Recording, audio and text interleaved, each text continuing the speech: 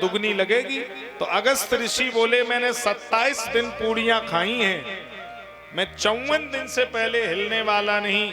इंद्र तू चाहे जितनी बारिश कर ले। और लगाई चुल्लू और सारा जल अगस्त ऋषि पी गई। सारा जल, आप कहोगे क्या प्रमाण है जो अगस्त ऋषि सारा जल पी गए?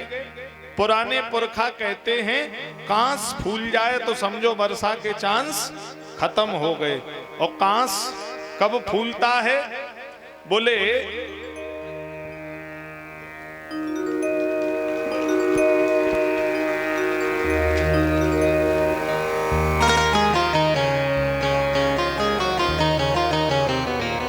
बड़े ही आप सबके लाडले, आपके सैफई गांव के जन जन में प्रिय माननीय शिवपाल यादव जी के पुत्र व्यासपीठ का स्वागत कर रहे हैं। एक बार जोरदार तालियों से इनके लिए सम्मान कर दें।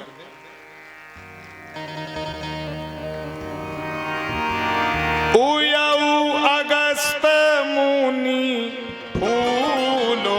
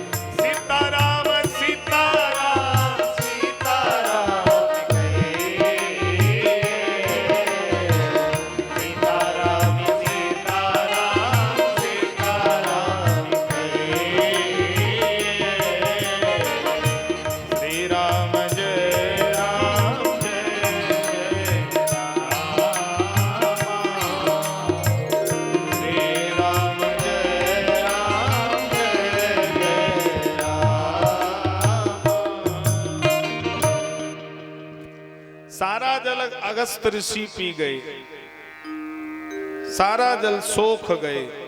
अगस्त जी बड़े प्रतापी महात्मा हैं।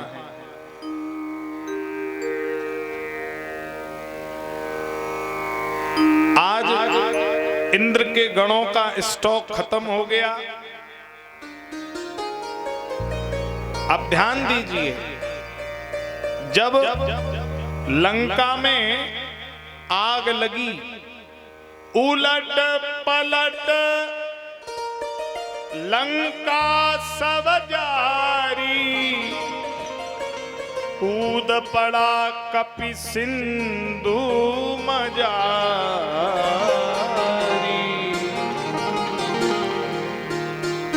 लंका धू धू करके जलने लगी। रावण ने इंद्र को आदेश किया, इंद्र लंका पे बारिश करो आकर के।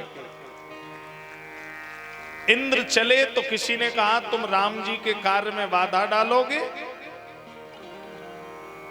तुम लंका में वर्षा करोगे जाके।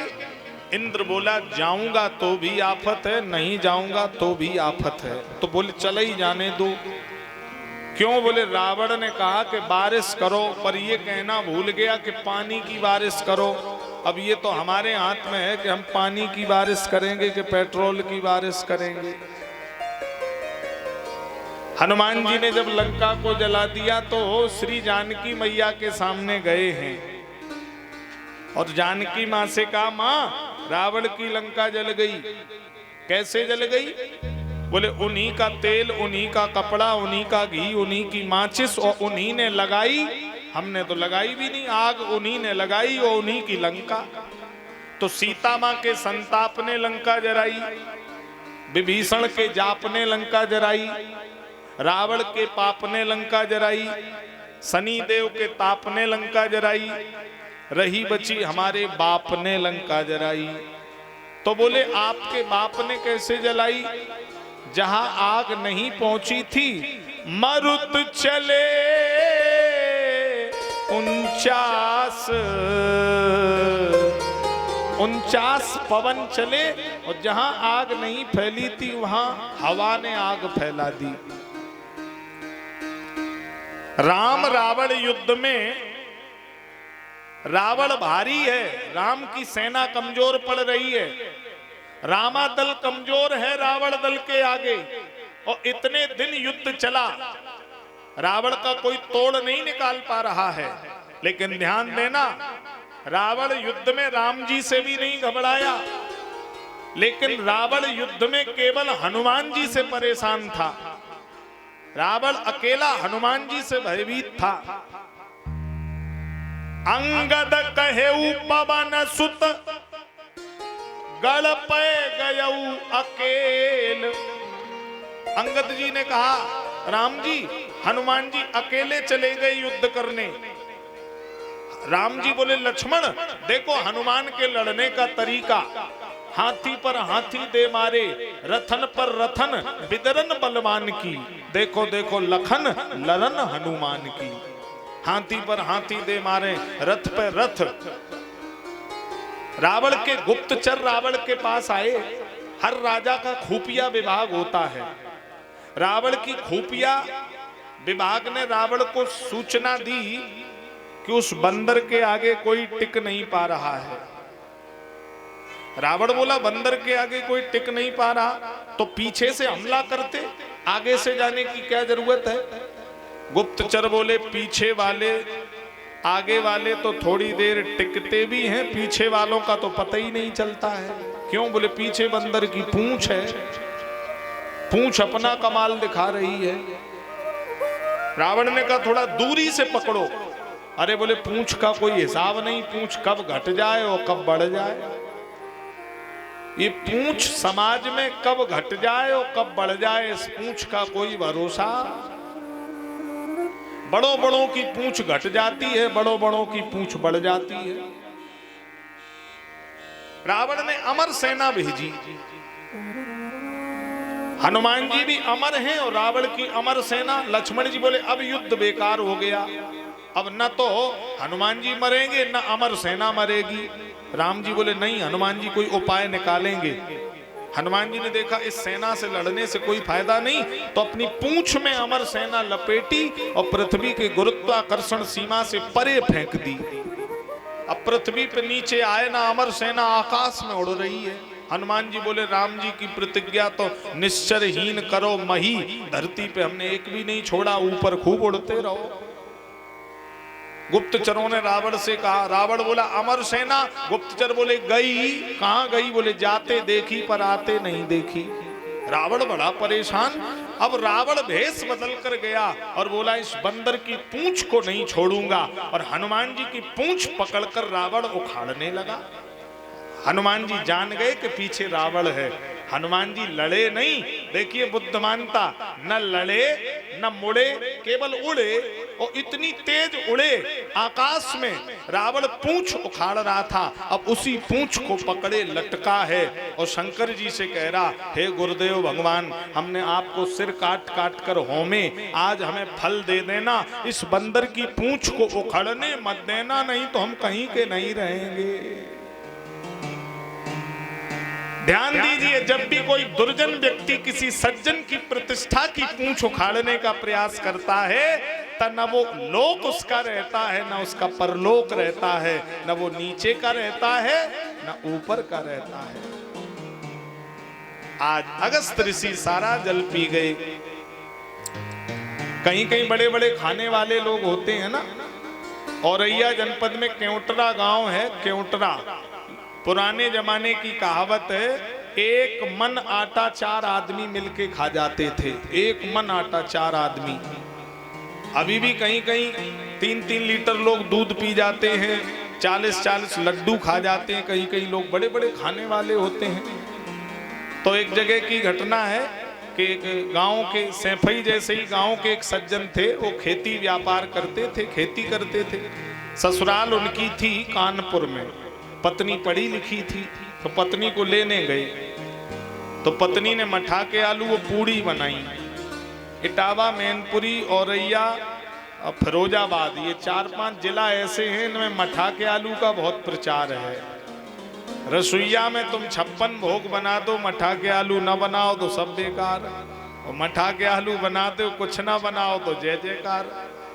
सो छोटी छोटी पूड़ियाँ पत्नी ने फैशन में बनाई, और वो गांव के रहने वाले अब एक बार में पूड़ी उठाएं और पूरी खा जाएं। तो पत्नी को बड़ी शर्म आई, तो पत्नी ने पति से इशारा किया, अंगुली दुई उठाई गमारपन पति को देख, और बोली एक एक पूड़ी के ग्रास दुए करें जाओ। पति से कहा एक एक पूड़ी के 2-2 टुकड़ा करो। पति को लगा पत्नी हमारी ये कह रही हम तुम्हारी खुराक से अच्छी तरह परिचित हैं, तुम एक एक खाओगे कब अफरोगे, तुम 2-2 खाओ। पति देव तुरंत 2 पूड़ियां और मठा के आलू खाएं, एक बार में चले जाए। अब तो पत्नी ने माथा ठोंका। पत्नी बोली सीता जी के भाग्य में वो रामचंद्र जी थे, वो हमारे भाग्य में यही करमचंद जी। माथ ठोंक तिरिया कहे लाजते डरे जाओ। तो पति को लगा पत्नी हमारी धार्मिक लाइन की है, पूजा पाठ ज्यादा करती है, तो ये कह रही है कि अन्न देवता होता है, अन्न को पहले माथे से लगाओ फिर खाओ। सब 2 पूड़ी मठा के आलू माथे पे लगाएं, कुछ बह के नीचे जाएं, कुछ भीतर जाएं। आहा। पत्नी ने चूल्हे से इशारा किया पति को कि अब तुम वैसे ही जरे जाओ जैसे प्रथम जरे जाओ। अरे इससे बढ़िया जैसे पहले थे वैसे ही बने रहो, ये क्या कर रहे हो महाराज। बड़े बड़े खाने वाले लोग होते हैं। सारा जल अगस्त्य ऋषि पी गए। आज इंद्र भगवान कृष्ण के चरणों में गिरे हैं और देवराज इंद्र ने 10 श्लोकों में भगवान कन्हैया की स्तुति गाई है। तो भगवान ने कहा इंद्र मेरे द्वारा दिए हुए पद का अभिमान जब हो जाता है तो व्यक्ति विनाश की ओर चला जाता है। पद का मद न हो, क्योंकि सर पर भगवान का स्थान है, सर पर अभिमान का स्थान नहीं है। को ऐसा जन्मा जगनाई और प्रभुता पाए काय मदनाई। इंद्र क्षमा मांगकर चले गए। ब्रह्मा जी भी अभी गोचारण लीला में क्षमा मांगकर चले गए। जब इंद्र और ब्रह्मा जी कन्हैया जी से पराजित हो गए तो तीसरा कामदेव आया और कामदेव बोला अब कन्हैया हमारे तुम्हारे 2-2 हाथ हो जाएं। तो कामदेव ने शर्त रखी अगर किसी गोपी के साथ हमने रमण करते पकड़ लिया तो तुम्हें मेरा लड़का बनना पड़ेगा। भगवान बोले अगर तुमने मुझे रमण करते नहीं पकड़ पाया तो तुम्हें मेरा लड़का बनना पड़ेगा। लग गई शर्त। चीर चुराकर भगवान ने वरदान दिया था कि शरद पूर्णमासी को हम तुम्हारे साथ महारास करेंगे। तो शरद पूर्णमासी किसे कहते हैं जरा सैफई वाले माता भाई बहन बताएं, किसे कहते हैं बोलो जरा। टिशवारी पूनों को जो निकल गई है ना, यही शरद पूर्णमासी है। 16 कलाओं से युक्त चंद्रमा निकलता है। इतना प्रकाश चंद्रमा में कभी नहीं होता है जितना शरद पूर्णमासी को होता है। एक सुई भी आप आंगन में ढूंढ सकते हैं, इतना प्रकाशित चंद्रमा होता है। तो भगवान पिता रात्रि शरदोत फुल्ल मल्लिका विक्षरन्तुम मनश्चक्रे योग माया उपाश्रिता। आज वही रात्रि आ गई शरद पूर्णमासी की। शाम का समय है, गोपियां अपने अपने घर के काम काज में लगी हैं। दोहन्त्यो अभययौ कश्चिद, घर का गौ दोहन कर रही हैं। लिम्पन्त्या प्रव्रजन्या, आंख में काजल लगा रही और कुछ घर को लीप रही हैं। प्रजनन्या अंजन्या काश्चलोचने, और कुछ गोपियां शुश्रू सेवा पतीन काश्चिद, पतियों के चरण दबा रही हैं। और कुछ गोपियां कढ़ैया में आटा और पानी मिला करके बना रही हैं। क्या बोलते हैं उसे? हलवा नहीं, लपसी। लपसी पहले पूर्वज लोग बहुत खाते थे। तो लपसी बना रही हैं गोपियां। और भगवान ने जैसे ही मुरली बजाई है, मुरली बजाई भगवान ने, मधुबन धूम मचाई मुरलिया, मधुबन धूम मचाई मुरलिया, मधुबन धूम मचाई। इतते आए कुंवर कलाई, इतते आए कुंवर कलाई, उतते राधा आई मुरलिया, मधुबन धूम मचाई मुरलिया, मधुबन धूम मचाई। हरि बोल। जय हो।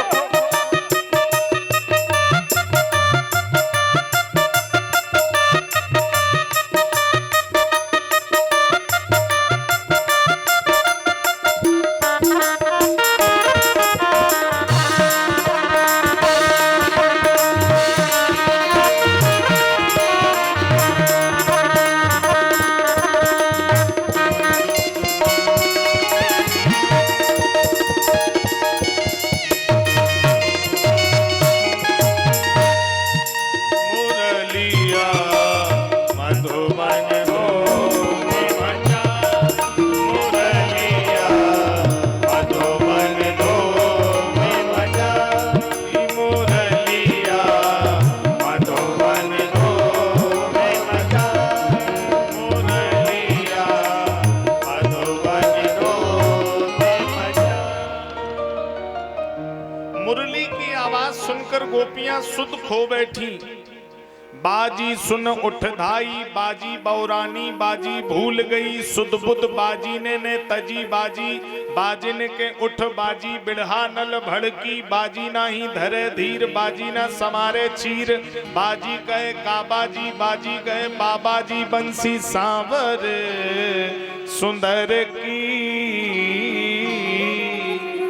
एक बोली हट जा हटीली हट, एक बोली रुक जा, भूल हो के काज आज पान हूं न खात हैं,